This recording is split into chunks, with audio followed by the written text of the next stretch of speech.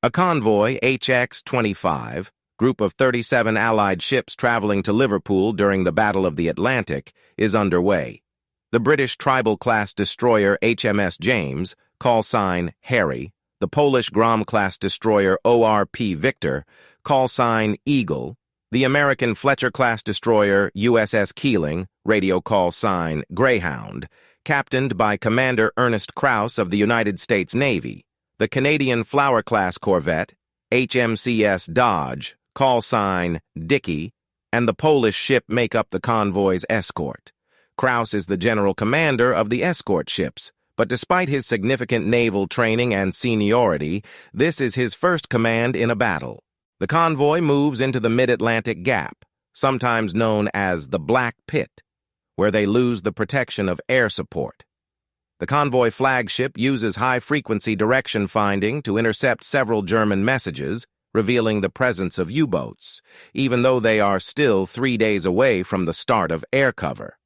The radar operator for Greyhound spots a surfaced submarine moving toward the convoy. Due to the rough waves, the U-boat is able to dive before Greyhound can gain a visual, and Greyhound moves away from the convoy to intercept it based on its bearing.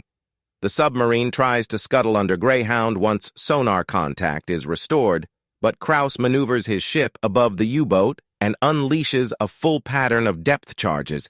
They released a bomb, and it exploded underneath. They thought they didn't hit anyone because there was no oil leaking, and they reported it as lost contact, but a crew saw oil leaking, and they did hit it. They celebrated here they defeated their first victim. He praised his men for their skill in detecting the enemy.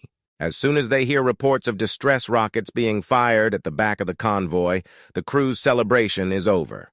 Another U-boat attacked and is currently sinking a Greek merchant ship, but unexpectedly, someone sent a torpedo towards them.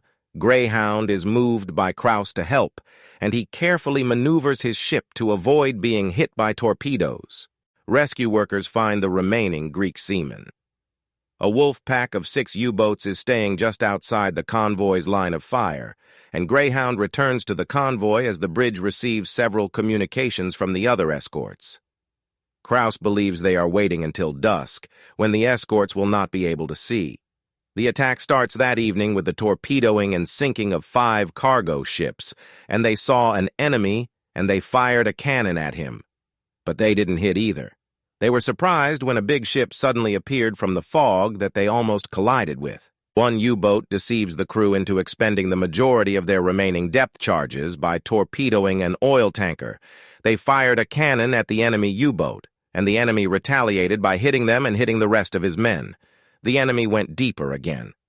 They detected it, but it was so noisy that his men could not hear. The enemy released a decoy, and they thought it was the enemy, and so they released a bomb, and they found out that it was just a decoy, and from afar, another ship of theirs was blown up by the enemy. Krause makes the regrettable decision to rescue survivors from the burning oil tanker rather than initially assisting the other ships.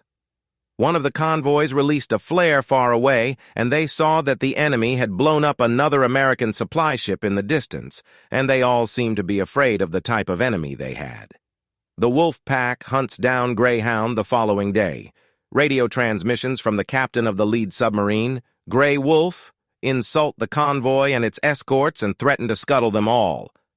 Krause discovers that Greyhound has only 6 depth charges left and cannot effectively defend itself from an underwater attack. Greyhound is only just able to avoid the numerous torpedo runs launched by the U-boats. In an exchange of surface broadsides, Greyhound and Dicky work together to sink one of the U-boats. Due to the near proximity of the action, and they detected a torpedo heading towards them. Fortunately, it didn't hit.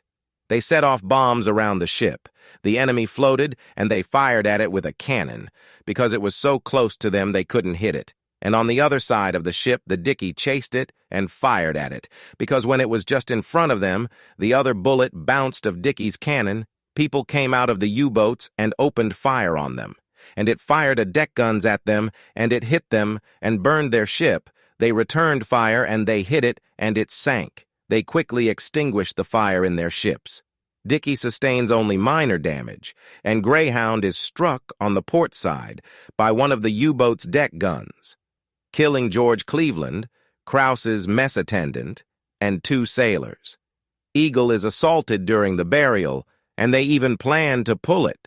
But they couldn't handle it because even the one pulling the ship was already being flooded, so they couldn't do anything but let it sink. Krause decides to break the radio silence by sending the Admiralty the word "help," because the only thing they can offer to the convoy is the scan protection, even though he is aware that doing so might reveal the poor condition of the escort fleet.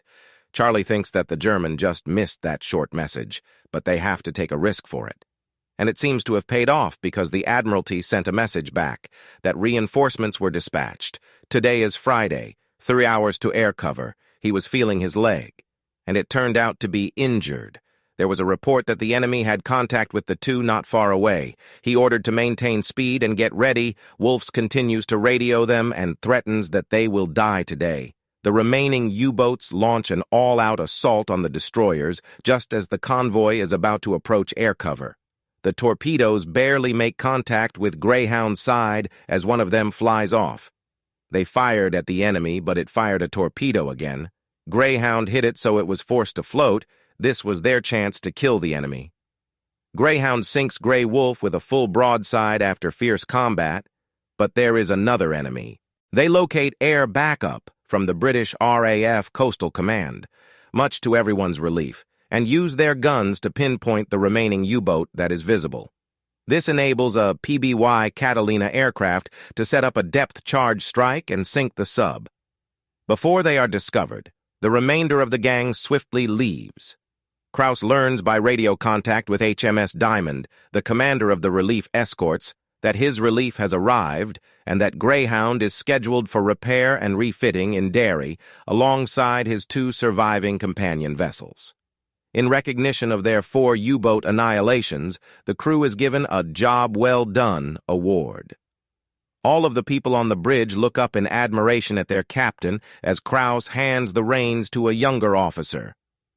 Krause ultimately prays and lays down as the remaining convoy ships applaud and send up flares in honor of the crew of Greyhound for their bravery and success at sea as they set the new path.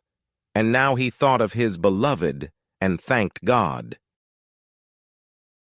Over 3,500 ships carrying millions of tons of cargo and 72,200 lives were lost in the Battle of the Atlantic.